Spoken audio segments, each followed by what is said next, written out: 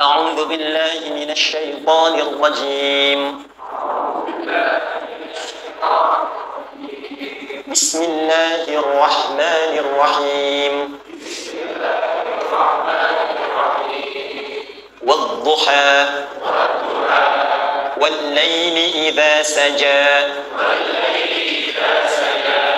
ما ودعك ربك وما قلى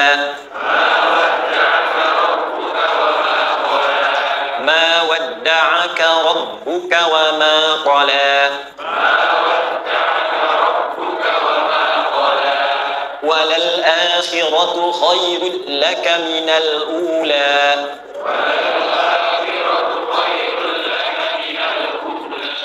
ولسوف يعطيك ربك فترضى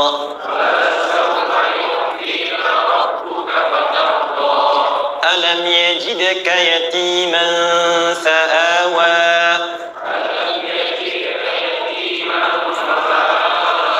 ووجدك ضالا فهدى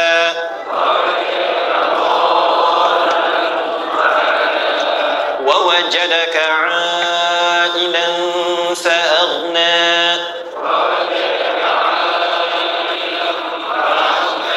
فأما اليتيم فلا تقهر وأما السائل فلا تنهر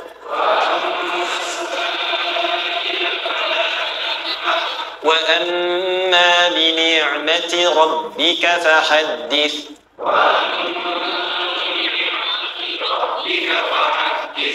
Satu surah dulu, alhamdulillah. Izin saya bacakan tadi untuk diikuti supaya setidaknya kalau kita pulang dan ditanya bagaimana hidupmu engkau jalani, seperti apa engkau berinteraksi dengan Quran yang telah aku turunkan, maka kita pernah menjawab, ya Allah kami pernah bacakan itu. Jangan pernah kita berkehidupan sampai wafat dan tidak pernah berinteraksi dengan Quran walaupun sekedar membacanya.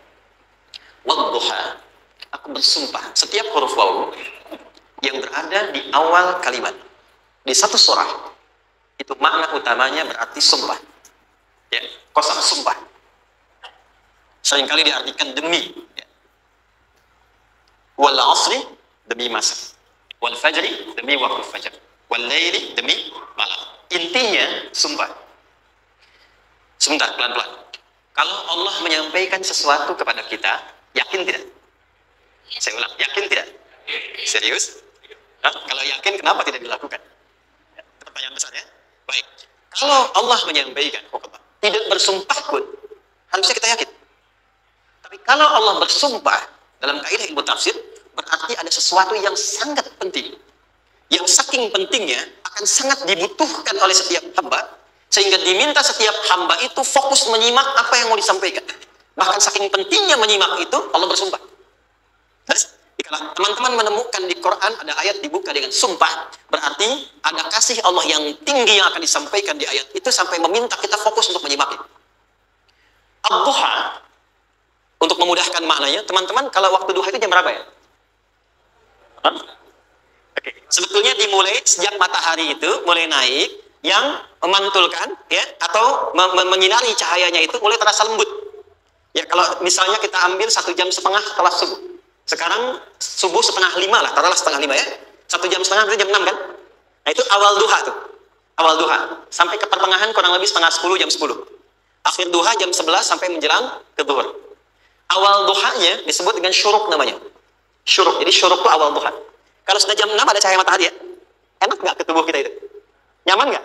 Jam 8 enak nggak kalau berjemur ya? Jam 9 enak ya? Nah, ini kata kiasan dalam bahasa Arab. Kalau kita merasakan sesuatu yang enak, nyaman, memberikan manfaat yang banyak, itu orang Arab sering memberikan kiasan dengan waktu-waktu tertentu. Di antaranya duha. Jadi kalau kita menemukan kalimat duha, jangan langsung diartikan ke waktu duhanya. Boleh jadi yang diinginkan adalah makna di balik itu, yaitu semua kenikmatan dan kenyamanan yang didapatkan. Cara mengartikan ini, wadduha, aku bersumpah, kata Allah, ya Muhammad, demi semua kenikmatan yang kau rasakan dalam hidup, seperti engkau merasakan kenikmatan cahaya duha itu. Jelas? Wal laili idza saja, dan aku bersumpah, al-lail, lail itu apa?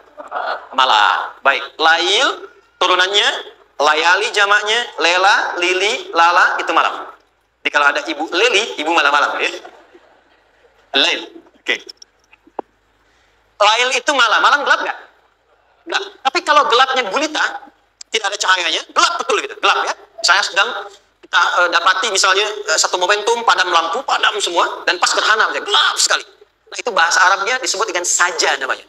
Ya, saja. Walaili idza saja. Dan malam apabila telah gulita, zaman Nabi kan nggak ada lampu. Ya, belum ada PLN, ya, dan seterusnya. Jadi gelapnya betul-betul gelap. Saya mau tanya sebentar. Biasanya kalau situasi gelap itu mudah nggak menemukan benda tertentu? Melangkah mudah atau sulit? Tidak mudah untuk dilakukan kan? Dalam bahasa Arab, kalau kita ingin mengungkapkan satu kegamangan yang luar biasa, sampai kita merasakan gelap dan sulit melangkah. Bukan hanya karena nggak ada cahaya, mungkin karena ada pekerjaan tertentu yang menyulitkan, masalah tertentu yang menyulitkan, sehingga merasa seakan-akan kita tuh gelap.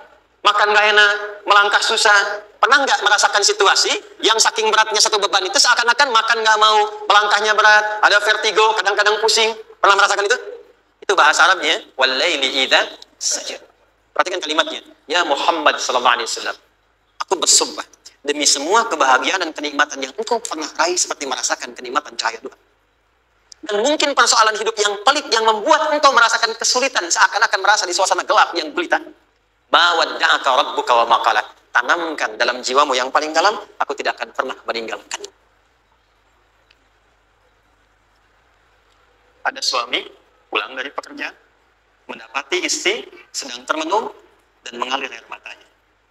Tiba-tiba suaminya datang mengatakan, hangat sekali pada istrinya, di sampingnya membelainya dan mengatakan, maaf, demi semua suka yang pernah kita lalui bersama, dan demi duka yang mengalirkan air matamu saat ini pun, tanamkan dalam hatimu yang paling dalam, Papa akan selalu bersama Mama dalam setiap situasi itu. Kira-kira para ibu merasakan itu bagaimana perasaannya? Masa sih? Tapi itu menarik loh. Menarik ya. Jadi kalau teman-teman ngaji surat Yusuf, di surat Yusuf itu laki-laki diilustrasikan dengan matahari. Perempuan diilustrasikan dengan rembulan. Ya. Inni ra'aitu ahada asyara kaukaba wasyamsa wal qamara ra'aituhum li sajidin. Ayah, aku melihat bulan dan matahari serta 11 gemintang sujud hormat kepadaku. Jadi matahari diartikan itu sebagai laki-laki. Suami, ayah. Kenapa disebut matahari? Diilustrasikannya, matahari itu kan menyengat dengan kuat. Kalau kita menjemur, mengeringkan pakaian, melindungi. Tipikal suami itu melindungi. Ada yang ganggu istri, sengat dengan kuat. Ada air mata yang mengalir, hei, keringkan itu sehingga tidak larut air mata mengalir di pipinya. Itu matahari. Sebaliknya rembulan. Rembulan itu kan enak dipandang, bukan bulannya ya. Bukan bulannya. Kalau bulannya kan desainnya nggak sempurna, baik terlihat. Tapi cahaya rembulannya tampil dengan indah, tampil dengan baik, enak dipandang, menenangkan, dan tidak tertukar. Jangan sampai ada istri jadi matahari, suami jadi rembulan. Jelas ya? Dengan kekuatan bulan aku mengukumu, ya kan? Oke. Tahan sampai sini. Tahan. Lihat baik-baik. Saya berhenti sampai sini dulu. Kalau di Quran ada ayat menyebutkan, tidak spesifik orang yang disebutkan. Dan kapan kejadiannya? Maka peristiwa itu akan terjadi dan dialami oleh kemungkinan generasi berbeda di setiap masa dengan tokoh berbeda dari perasaan yang serupa. Sebaliknya, kalau disebutkan namanya, jelas identitasnya, kapan kejadiannya, maka peristiwa itu hanya akan menimpa orang tersebut dan tidak akan dialami lagi orang lain setelahnya. Saya tanya dulu yang akhwat, yang perempuan. Kenal Maryam? Kenal, bagus. Kenal di mana?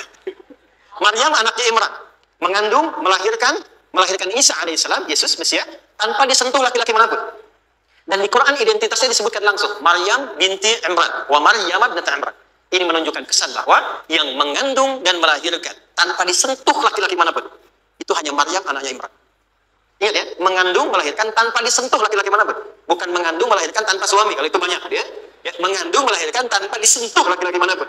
Hanya Maryam binti Imran. Tapi kalau nggak disebutkan siapa orangnya, kapan kejadiannya, tidak detail disebutkan, ini artinya situasi itu akan dialami kembali oleh orang di masa depan dengan generasi yang berbeda, tapi substansi yang sama.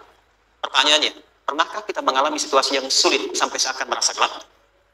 Nah, baik. Maka adab yang pertama, jika mengalami situasi seberat apapun dalam berkehidupan, maka dekati Allah Subhanahu wa Ta'ala. Ini awalnya, dekati Allah. terjadi. Ini nggak bisa. Kalau sudah ada tanda seperti itu tanda langsung dari Allah, supaya Anda diminta langsung mendekat kepada Allah dan tinggalkan semua makhluk. Karena Allah hanya akan mengabulkan langsung kepada Anda tanpa perantara siapapun. Itu yang terjadi pada Nabi Zakaria. Ini nggak mungkin, ini mustahil. Maka beliau langsung memohon kepada Allah dan langsung menyebutkan, ya Allah, saya minta darimu saja, tidak dari yang lain. Maka dikabulkan seketika. Jadi yang pertama, jika punya kesulitan sebesar apapun, seberat apapun, cepat dekati Allah. Maka di situ akan dijawab langsung oleh Allah, ma wadda'aka rabbuka wa ma qala. Hambaku, sepanjang engkau mendekat kepadaku, maka yakinkan dalam dirimu, situasi apapun yang kau rasakan, aku tidak akan pernah meninggalkanmu. Sudah? Satu? Paham sampai sini? Oke. Pelan-pelan ya. Saya belum bicara caranya. Saya baru bicara di awal motivasinya. Dekati Allah dulu, nanti caranya didetilkan di surah Al-Insyirah. Teruskan. Ma wadda'aka rabbuka wa ma qala. Walal akhiratu khairul laka minal. Perhatikan. Hei, seberat-berat bebanmu saat ini, ingat, satu saat akan tuntas. Dan ini pun ujian. Kalau sudah meninggal, tidak ada ujian lagi. Dan nanti, kehidupan yang sekarang, apapun yang kau pertentangkan, perdebatkan, perselisihkan, itu semua akan ditinggalkan. Jadi ternyata Allah mengungkap hakikat kehidupan dunia. Apapun yang diperselisihkan, itu unik ya. Orang berselisih pada yang akan ditinggalkan. Aneh nggak? Ada orang berebut makanan, ya kan? Rebutan sampai berkelahi dan sebagainya. Pada akhirnya, makanan yang diperebutkan itu pun akan ditinggalkan. Yang ini meninggal, itu meninggal. Jadi memperebutkan sesuatu yang pada akhirnya akan berakhir. Kata Allah, Allah sampaikan, jika Anda mengalami situasi, sesuatu yang mungkin membuat berat, tanamkan pada jiwa kita, hei, yang aku kejar-kejar ini, boleh jadi aku akan tinggalkan juga. Kenapa aku harus menangisi dan larut pada sesuatu yang tidak abadi? Maka Allah hibur kita dengan mengatakan, kamu tenangkan diri dulu. Semua yang kamu pikirkan sampai membuat kamu berat begini, pada akhirnya kamu tinggalkan, dan yang abadi itu akhirat. Walal akhiratu khairul laka minal. Dua. Pelan-pelan, sikapi setiap masalah dengan proporsional. Jangan terlalu larut dalam sesuatu. Dapat job satu, pengen, dah siap, kontraknya besar, tiba-tiba hilang. Dipikirin, Anda mikirkan itu pun nggak akan balik. Proporsional aja dulu. Ya, nanti caranya akan turun nanti di Al-Insyirah. Tenangkan diri dulu. Prasangka baik kepada Allah Subhanahu wa taala. Boleh jadi apa yang Allah ingin berikan sebagai pendahuluan sekarang belum sampai kepada kita karena Allah menyiapkan yang lebih baik di balik itu. Kita belum tahu ada apa di balik itu sehingga kita tidak dapatkan itu. Sehingga kemudian Allah katakan walal akhiratu khairul laka minal ula. Teruskan. Wala saufa yu'tika rabbuka. Pelan-pelan, orang yang punya sikap seperti ini itu cenderung lebih dekat mendapatkan ridha Allah dibandingkan dengan orang-orang yang larut dalam kesulitan. Orang yang move on dengan setiap persoalan dalam kehidupan, cepat berpikir secara proporsional, tidak menggantungkan hidupnya pada persoalan tertentu sehingga membuat dia menjadi beban, itu lebih mendekatkan dirinya kepada ridha Allah dibandingkan dengan orang yang meratapi persoalan hidup. Ya. Pelan-pelan. Jadi spiritnya, kalau punya masalah apapun, jangan dilarutin terus. Gak usah diratapi, cepat move on.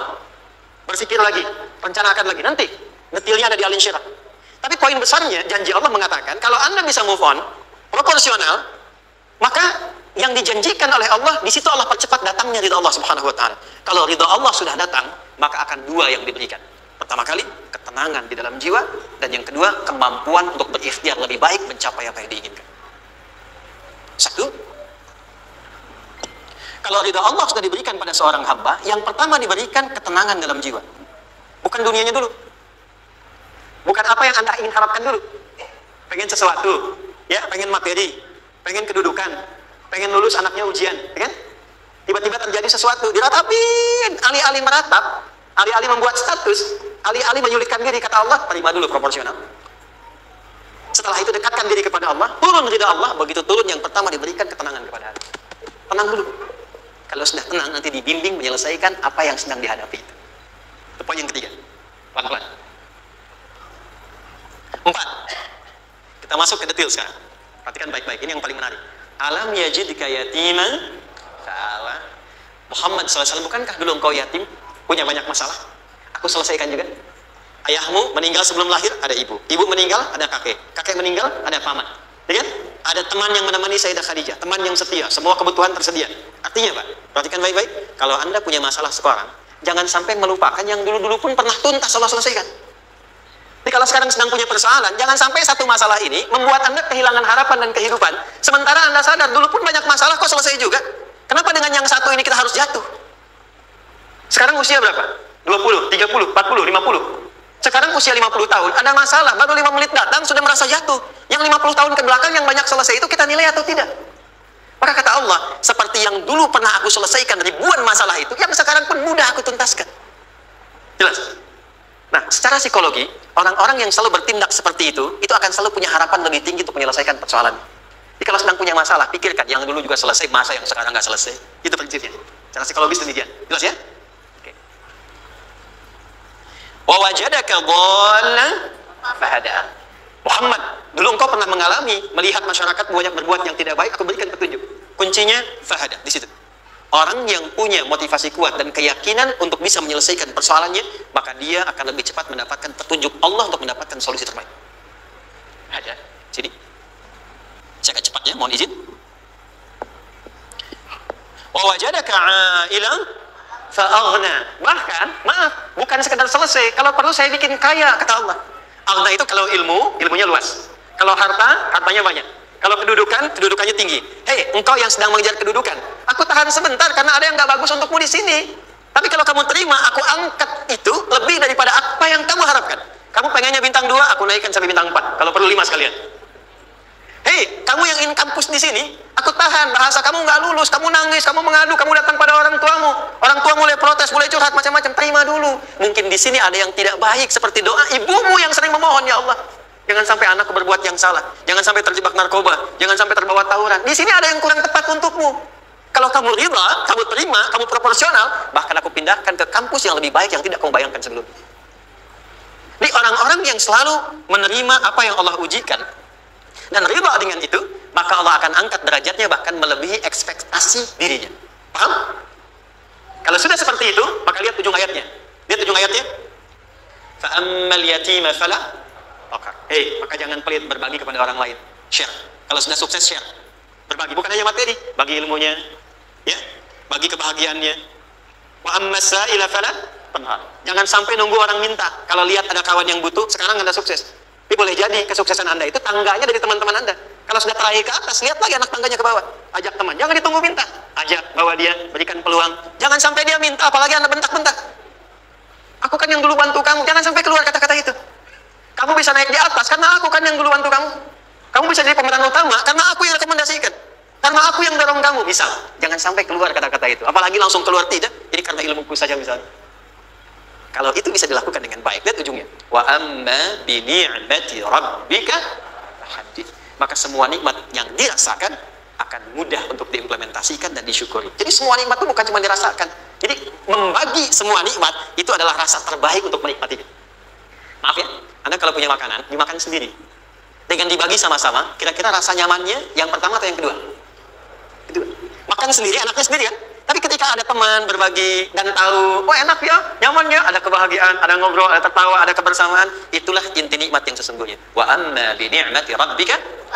Ternyata masalah yang diberikan bukan ingin memberikan beban, tapi ujungnya, endingnya, supaya Anda bisa mendapatkan nikmat berkualitas yang bisa dibagi. Lihat surat Ad-Duha itu jangan cuma lihat awalnya, lihat ujungnya. Ternyata ketika seseorang mendapat masalah, seberat apapun, itu bukan ingin membebani, tapi ingin meningkatkan kualitas hidupnya supaya mendapatkan nikmat yang lebih besar dan merasakan nikmatnya itu dengan berbagi. Itu poin. Jadi kalau sampai sini kita paham, dan kita beri nama misalnya dengan fikih ujian. Jadi kalau desain ujian ini, sistematikanya kita pahami, maka tidak ada alasan untuk mengeluhkan persoalan. Jadi melihat masalah itu bukan sebagai beban, pada akhirnya melihatnya sebagai tangga untuk mencapai kebahagiaan. Jelas sampai sini? Baik, kalau sudah seperti ini ingin punya masalah atau tidak ingin punya masalah? Tidak. Ingat ya, jadi kalau anak pulang bawa masalah, dilihatnya jangan beban. Oh, Allah ingin menaikkan kualitas pada anak saya, yang dengan itu menjadikan dia mendapatkan nikmat yang belum pernah didapati. Kalau rumah tangga sedang ada masalah, jangan banyak diperseterukan. Tapi direnungkan sejenak, oh Allah ingin meningkatkan kualitas rumah tangga ini sehingga kita bisa mendapatkan nikmat yang tidak pernah didapati sebelumnya. Makanya nikmat berumah tangga itu yang terbesar selalu bertambah ketika menyelesaikan masalah. Silakan cek. Kalau sedang ada masalah berseteru kan, tapi setelah selesai kan jadi lebih nikmat ya. Ya, lebih senang lagi, lebih cair lagi, lebih bahagia lagi, lebih mendukung lagi. Ternyata ada nilai-nilai kebaikan yang tersimpan yang belum disadari sepenuhnya. Pertanyaannya, kadang-kadang mudah diucapkan, tapi tidak mudah mempraktekkan. Bagaimana itu semua bisa ditempuh dengan baik, sehingga ketika mengalaminya, kita bisa tenang menghadapinya. Maka turunlah surah Al-Insyirah. Secepat.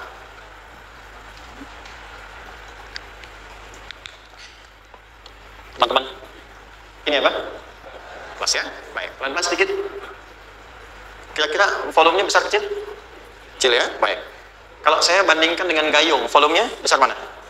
Gayung ya? Baik. Kalau ini saya perlebar, sehingga bisa memasukkan apapun ke dalamnya, itu bahasa Arabnya disebut dengan insyirah namanya. Jelas? Meluaskan sesuatu sehingga terlihat lapang, sehingga memudahkan setiap hal masuk ke dalamnya. Itu insyirah namanya. Surah ini diberi nama dengan surah Al-Insyirah, yang berarti sesuatu yang lapang, yang tenang, yang nyaman.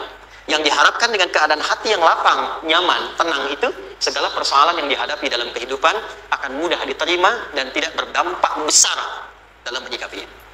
Maka bagaimana kemudian Allah memberikan turunan-turunan petunjuk supaya apa yang diharapkan ini bisa tercapai? Satu, izin mengilustrasikan, saya kasih cerita sebentar. Ada seorang anak muda, kisah ini sangat viral, hampir setiap kita bisa mendapatinya.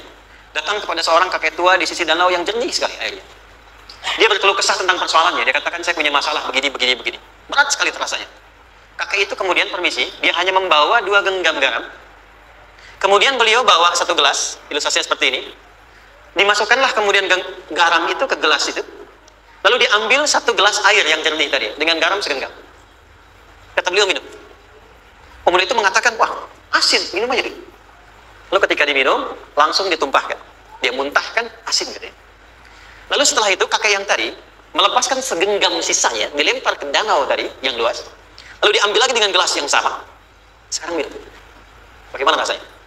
Segar, enak, nyaman. Itulah hatimu. Kalau hatimu sempit sesempit gelas ini, maka masalah sekecil apapun akan selalu menghadirkan kesulitan seperti engkau menelan garam tadi. Tapi kalau hatimu luas, sebesar apapun masalah, tidak akan pernah berdampak pada dirimu kecuali engkau mampu menyusun rencana untuk mengatasinya. Kelapangan hati yang membuat diri kita mampu menerima persoalan apapun, itu yang disebut dengan insyirah. Makanya dulu tahun 90-an ada sinetron Hati Seluas Samudra, ya? Saya pernah tahu itu. Sama anaknya diapa-apain juga, oh masih aja ya, menerima gitu. Dulu siapa ya? Jeremy Thomas dan lain-lain, ya? Saya kira ada gitu. Ya, saya kira itu ya. Saya pernah lihat sejenak. Saya jarang-jarang nonton gitu. Pernah lihat aja. Saya senang riset. Jadi kalau riset itu ada riset dakwah, ada riset materi. Saya teman-teman yang musik gitu ya. Saya tidak terlalu dekat dengan musik karena saya di Quran gitu. Tapi untuk mengetahui hukum musik itu bagaimana, saya riset. Sampai ke notasi saya tahu. C, D, F, G, A, B, C, G, A, B, C, D, F, G, D, F, G, A, B, C, D, A, B, C, D, F, G, A, F, G, A, B, C, D, E, B, C, D, E, F, G, Ice, B, F, G, Ice, B, C, D, Ice, Fish, C, D, Ice, B, C, Ice, B, C, ya, ya. Tapi kalau diminta piano, gitar, ini saya nggak bisa.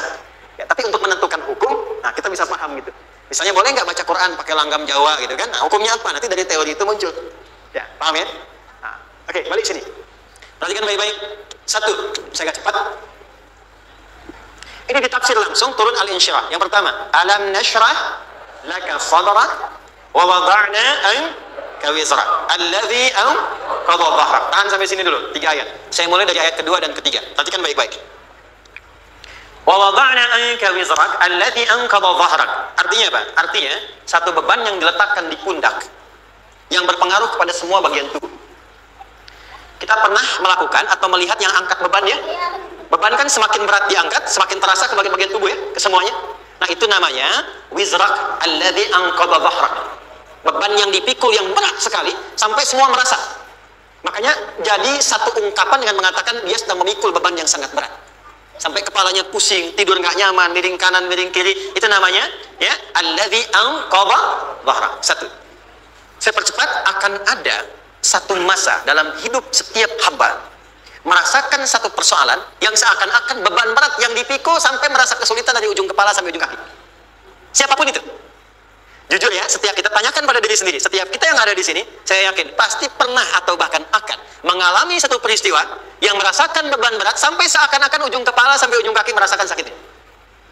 Ada yang sudah mengalami atau bahkan nanti akan ada yang melalui. Perhatikan baik-baik. Teruskan ayatnya. Wa rafa'na laka. Perhatikan. Kalau ada yang sedang merasakan itu, yakinlah kata Allah, pada saat itu sesungguhnya Allah sedang mengangkat derajatnya dan meningkatkan kualitas hidupnya untuk mencapai sesuatu yang istimewa yang belum pernah diraih. Dari sini kita buat persamaan. Ujian. Tadi kan? Berbanding lurus dengan harapan. Berbanding lurus dengan solusi nanti pada akhirnya. Fokus. Lulus di sini, insya Allah setiap persoalan akan lebih mudah untuk diatasi. Ujian, seberat apapun yang sedang kita alami, tidak akan pernah diberikan kepada kita oleh Allah, kecuali ternyata hikmahnya untuk mengabulkan harapan-harapan besar yang sebetulnya kita mintakan. Jujur ya, setiap kita kan sering punya permohonan ya, sering berdoa ya, ya Allah minta ini, minta itu, minta ini, minta itu, gitu kan? Nah, cara Allah mengabulkan harapan kita itu, yang pertama, jalurnya lewat ujian. Karena semua kesuksesan itu desain dasarnya adalah melewati ujian. Coba, anak-anak kita yang sedang sekolah itu, apa mungkin diwisuda dengan penuh kebahagiaan kalau nggak mengalami ujian? Lewat ujian dulu kan? Dia belajar dulu, ujian dulu, ngatasin soal dulu, lulus, baru wisuda. Apakah mungkin akan dapat IPK 4 yang diharapkan kalau tidak mengalami ujian? Belajar dulu, ya kan? Ada waktu, sempat dia bangun malam, siang, dan seterusnya, belajar, keringat, dan sebagainya, baru bahagia kan? Dan ternyata belajar itu untuk diwisuda. Sebab kalau kita tidak belajar, mustahil dapat wisuda. Kalau tidak lewat ujian, mustahil dapat ijazah. Karena ternyata harapan itu, hukum dasarnya dalam berkehidupan, bisa diraih dengan melewati ujian. Ini poin. Jadi mohon, kalau sedang mengalami sebuah peristiwa, dan kita harus menghadapi itu, coba renungkan. Sebetulnya pernah berdoa apa sampai kita mengalami itu, sehingga dengan jalan itulah sebetulnya Allah ingin mengabulkan harapan yang dulu pernah kita mintakan. Jelas? Oke, satu. Yuk turunkan rumus ya pelan-pelan. Quran surah kedua ayat 286. Ini kesini dulu, baru nanti kita balik lagi. 2 Al-Baqarah ayat 286. La yukallifullahu nafsan illa usaha. Tahan sampai sini. Lihat baik-baik. Hukum yang pertama. Hukum pertama. Allah tidak mungkin menguji seorang hamba di luar batas kemampuannya. Ini kaidah yang pertama tadi. Kalau kita sedang diuji, sebetulnya ada harapan dan doa yang pernah kita mohonkan, dan Allah ingin mengabulkan itu, jalan pertama adalah ujian. Tapi adilnya Allah, tidak akan pernah kita diuji, kecuali sesuai dengan kemampuan kita. Jadi kalau nggak mampu, nggak mungkin diberikan ujian. Ingat ya? Kalau tidak mampu, tidak mungkin diberikan ujian. Artinya, harapan yang kita mohonkan pun akan sesuai dengan kemampuan kita. Jadi kalau kita minta sesuatu, nggak mungkin bisa menggunakannya, nggak akan dikasih. Nah, balik ke sini untuk memberikan ketenangan kepada hati kita. Kalau sedang menerima persoalan, setelah kita mengatakan, oh ini mungkin ada harapan yang ingin saya dapatkan, jalannya lewat sini. Untuk memberikan ketenangan kepada hati, begitu persoalannya tiba, langsung katakan pada diri kita, saya pasti bisa menjalaninya. Mustahil saya diuji kalau nggak mampu menjalaninya. Itu bahasa singkatnya. Ya, kalau ingin mudah menyelesaikan persoalan, kata Quran, setiap ada ujian, langsung katakan pada hati kita, insya Allah bisa. Nggak mungkin saya diuji kalau saya nggak sanggup. Jelas? Dan tanamkan itu pada hati yang paling dalam. Ini nggak mudah. Kalau cuma disimpan di pikiran, jadi beban. Tapi kalau Anda tanamkan dalam hati, seberat apapun masalahnya, pasti saya sanggup. Pasti saya bisa. Pernah lihat dulu ada acara 90-an Benteng Katolik? Benteng Takeshi? Takeshi, itu kan Anda kan bisa jawab ya. Saya tahu nih Hattori mendaki gunung, lewati lembah, ya tahu ya. Songgoku, Songgohan, saya tahu itu. Songgoku, Kamehameha, Piccolo itu, yang nulisnya Suzuki Watanabe, saya tahu itu. Benteng Hattori, balik lagi ya, Benteng Takeshi ya. Puncaknya kan main pakai itu kan, pakai tanknya dan sebagainya. Tapi pernah ingat gak satu episode itu? Begitu akan bertarung, kan selalu ada motivator di samping itu mengatakan, ayo, kamu bisa, gitu kan? Dia nggak ngaji Quran tuh, kita punya ayatnya. Pernah nggak? Bukan lagi ya dulu ya. Oke. Korea, kenapa bisa nyusul Jepang? Salah satunya, waktu Jepang itu maju, setiap di Korea itu ditanamkan dari mulai anak-anak TK-nya. Kita harus lebih daripada Jepang. Sejak anak-anak TK. Sejak anak-anak TK. Itu ditanamkan betul. Kita bisa, kita dari TK. Sehingga ketika di sana bikin Honda, sini Hyundai. Hyundai kan dibacanya Hyundai. Kan? Sana Honda, sini Hyundai gitu. Ini apapun yang dibuat Jepang, Korea harus lebih unggul. Itu ditanamkan dari awal. Bisa. Kita itu sekarang punya ayatnya. Jadi kalau sedang punya masalah seberat apapun, katakan pada diri kita, insya Allah bisa. Gak mungkin diuji kalau nggak salah. Bisa insya Allah. Kenapa mah? Bisa. Jelas? Oke. Sudah di situ teruskan. Lanjutkan. Wa rafa'na laka dzikra. Teruskan. Fa inna ma'al usri. Nah, ini poin terbesarnya. Fa inna ma'al usri yusra. Fa huruf yang menunjukkan sesuatu berlangsung dengan cepat. Inna di ilmu nahwunya berbunyi begini, di gramatikal bahasa Arab. Harfu nasbin wa taukid. Tansibul isma wa tarfa'ul khabara. Mabniun 'ala al-fathi la mahalla lahu min al-i'rab. Paham? Tidak. Inna huruf yang digunakan untuk menguatkan informasi agar ditancapkan ke dalam hati sekuat-kuatnya dan jangan pernah ragu. Jadi kalau orang Arab itu nancapkan tongkat begini dan kuat, tidak goyah, itu nasab namanya. Nasab ar-rajul asahu fil ardi. Inna ini harfu nasab. Jadi kalau ada di Quran dibuka informasi dengan inna, maksudnya begini, hei, tancapkan informasi dalam hatimu dengan kuat, jangan pernah ragu. Yakinkan pada dirimu. Apa yang harus diyakinkan? Ma'al usri yusra. Inna ma'al usri yusra. Usran sama dengan yusra. Balik sini. Oke. Apa artinya usran? Sulit. Oke. Sulit itu ada dua. Ada sa'bun, ada usrun. Kalau kesulitan yang relatif, kata si A sulit, si B mudah, itu sa'bun namanya. Contoh, kata si fulan, bahasa Jepang susah. Padahal kata yang lain tidak. Saya ke Jepang, anak-anak kecil begini bisa bahasa Jepang, kan? Bagi mereka mudah, kan? Saking mudahnya gitu. Watashiwa, gitu. Anak-anak kecil, bagi mereka mudah, bagi kita belum tentu. Itu sa'b. Inna lughata yamaniyah sa'bah. Relatif. Tapi kalau kesulitan yang sifatnya mutlak, semua orang mengatakan sulit. Maaf, bawa mobil, sulit atau mudah? Bukan mengendarai ya, bawa mobil, bawa. Sulit ya? Sulit ya? Baik, sepakat sulit semuanya. Nah, itu dalam bahasa Arab dikenal dengan usrun. Kesulitan yang semua sepakat bahwa itu susah. Sulit, semua sepakat. Dan ketika ada orang bicara, aku sedang punya masalah begini. Semua mengatakan, wah itu nggak mudah, itu nggak mudah. Itu usrun namanya. Lawannya, kemudahan yang relatif disebut sahlun. Tapi kemudahan yang semua sepakat bahwa itu mudah, itu yusrun namanya. Mengangkat spidol, semua mengatakan mudah, ringan, itu yusrun namanya. Perhatikan, Allah tidak memasangkan sa'bun dengan sahlun, tapi memasangkan usrun dengan yusrun. Orang-orang yang punya keyakinan kuat, setiap persoalan itu akan selesai, dan dia mengatakan pada dirinya, aku bisa melewatinya, maka perhatikan kalimat kata Quran, inna ma'al usri yusran. Sesulit apapun masalah yang sedang dia alami, maka Allah akan datangkan solusi semudah-mudahnya yang bisa dia nikmati. Dengan kata lain, kalau kita bawa ke bahasa psikologi, kalau sedang menghadapi persoalan seberat apapun, selain kita mengatakan, ini pasti bisa saya lalui, saya insya Allah sanggup mengatasinya, katakan pada diri kita, ini pasti selesai. Pasti ada solusinya, pasti mudah. Katakan, walaupun memang solusinya belum datang, tapi tenangkan pada diri kita dengan mengatakan, inna ma'al usri yusra. Bahasa psikologinya, katakan pada diri kita, ini pasti selesai. Gak mungkin gak selesai, pasti ada solusinya, pasti mudah. Itu lebih memberikan harapan pada diri kita untuk menuntaskan persoalan dibandingkan dengan meratapi. Jelas? Teruskan. Fa inna ma'al usri. Kalau masih ragu kata Allah, katakan lagi sekali lagi. Sampai hati kita merasa nyaman. Jadi kalau sedang punya persoalan seberat apapun, tanamkan pada diri kita, pasti selesai. Belum nampak, insya Allah pasti selesai. Gak mungkin diuji kalau gak ada solusi. Itu lebih memberikan harapan. Setelah itu, fa'idha faragta, mitigasi masalahnya. Mitigasi persoalan. Tuliskan. Ini masalahnya apa? Rumah tangga. Apa saja misalnya? Dia ada suami, ada istri, ada anak-anak. Masalah ada di mana? Kadang-kadang menangnya jadi kusut karena satu-satu nggak segera diselesaikan. Maka kata Al-Quran, fa'idha faragta. Satu-satu mitigasi dulu. Satu masalah di sini, lihat di suami, lihat di istri. Kalau pekerjaan, masalahnya apa? Sebelum bercabang kemana-mana, petakan. Apakah rekanannya? Apakah relasinya? Apakah kemampuannya? Apakah manajerialnya? Apakah marketingnya? Mitigasi, kotaki semua, selesaikan satu-satu. Setelah itu, apa yang dilakukan? Wa ila rabbika, tawakal sepenuhnya kepada Allah untuk menentukan hasilnya. Tawakal itu yang paling mahal. Anda kalau nggak punya kepasrahan, stres.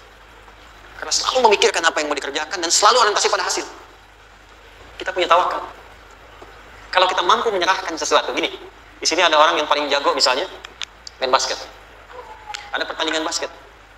Begitu dibuka, udah tim musyawarah serahkan aja pada si fulan. Ya? Dia yang paling jago, ya? Bukankah dengan menyerahkan itu, bukan hanya kita berikan sebuah tugas, ya kan? Tapi dengan itu ada kelapangan tersendiri kan? Ah, yakinlah sukses, dia paling hebat. Pernah ada perasaan gitu? Sekarang, siapa yang paling mampu menguasai? Siapa yang paling hebat menyelesaikan segala hal? Siapa yang punya segalanya? Bukankah Allah? Orang-orang yang punya tingkat tawakal yang tinggi. Maka, satu, dia akan lebih stabil keadaan mentalnya dan tidak akan pernah gelisah dengan kekecewaan. Nggak ada kecewa. Karena tawakal itu, kalau sudah kepasrahan, pasti menerima hasil. Kalau sudah tawakal, terserah Allah tetapkan apa saja. Mau dapat sekarang, dapat besok, dapat nanti. Puncak yang paling tinggi, tugasmu hanya berikhtiar semampu yang bisa dilakukan. Selanjutnya, biarkan Allah menetapkan apa yang menjadi bagian dari maslahat kehidupan kita. Saya tutup. Cara Allah menjawab harapan kita ada 3. 1. Memberi langsung apa yang kita mintakan. 2. Menunda itu sampai kita siap menerimanya. 3. Mengganti apa yang kita inginkan dengan apa yang kita butuhkan. Saya ulang ya. 1. Memberi langsung apa yang kita mohonkan. Misal, ya Allah saya ingin misalnya, anak saya pengen ke ITB.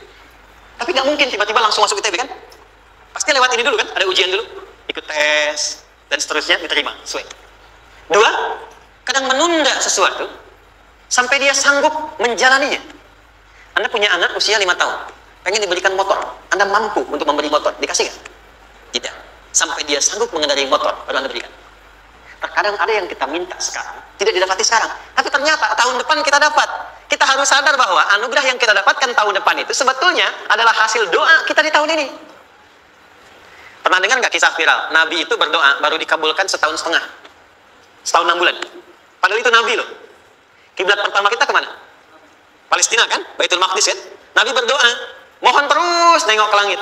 Al-Baqarah 144. Minta. Jawabannya turun setelah setahun setengah. Setahun 6 bulan. Ada yang mengatakan di tafsir setahun 8 bulan. Baru dikabulkan setelah setahun setengah. Padahal kurang soleh apa Nabi? Nabinya siap. Mungkin umatnya yang belum siap. Nabinya siap. Tapi ada tantangan di masyarakat yang tidak mudah. Yang mungkin bisa meruntuhkan dakwah. Baru dikabulkan setahun setengah. Ketika semua umatnya sudah bisa siap menerima itu. Boleh jadi apa yang diminta orang tua sekarang terkabulnya mungkin belasan puluhan tahun pada anaknya yang nomor sekian. Tahu Imam Syafi'i? Imam Syafi'i itu kan nama aslinya Muhammad, bapaknya Idris, kakek yang ke atas yang ketiga namanya Syafi'i. Kenapa disebut Imam Syafi'i? Dinisbatkan pada kakek yang ke atasnya. Ternyata kakeknya ini seorang ulama besar, saleh, memohon kepada Allah, setiap di keturunannya ada yang bisa menggantikan lebih soleh, lebih baik lagi. Ternyata yang didapatkan bukan dari anaknya, tapi generasi keturunan yang kesekian. Anda belum sekarang bisa hafal Quran. Misalnya, Anda bermohon berdoa, boleh jadi yang hafal, mungkin bukan di anak, bisa di cucu, bisa di bagian keluarga yang lain. Maka, terkadang tawakal itu tidak hanya memberikan hasil yang cepat, tapi memberikan keindahan yang terasa tertunda, tapi melengkapi kebahagiaan yang dirasakan. Penutupnya, boleh jadi minta ke ITB, diterimanya di Unpad. Minta motor, dapatnya mobil, kalau itu senang, luar biasa. Minta mobil, dapatnya motor, kan? Ternyata kadang-kadang bisa yang terakhir, saya tutup, Allah mengabulkan apa yang kita butuhkan, bukan apa yang kita inginkan. Anak Anda sakit, dibawa ke dokter, kata dokter jangan dulu makan jeruk. Maka Anda pulang, dia minta jeruk, Anda berikan apel. Saya nggak mau apel mah, saya pengennya jeruk. Gak apa-apa, nah ini apel rasa jeruk misalnya kan. Anda berikan. Ternyata apa? Bukan ingin menyakiti dan tidak mengabulkan keinginan anak, tapi lebih memberikan apa yang dia butuh. Kadang-kadang maaf ya, teman-teman mintanya proyek A, udah capek, di situ nggak dapat, dapatnya di yang lain. Teman-teman, itu Allah berikan sebetulnya hasil ikhtiar Anda yang sebelumnya. Cuma dikasih yang lebih baik yang tidak Anda pernah bayangkan maslahat.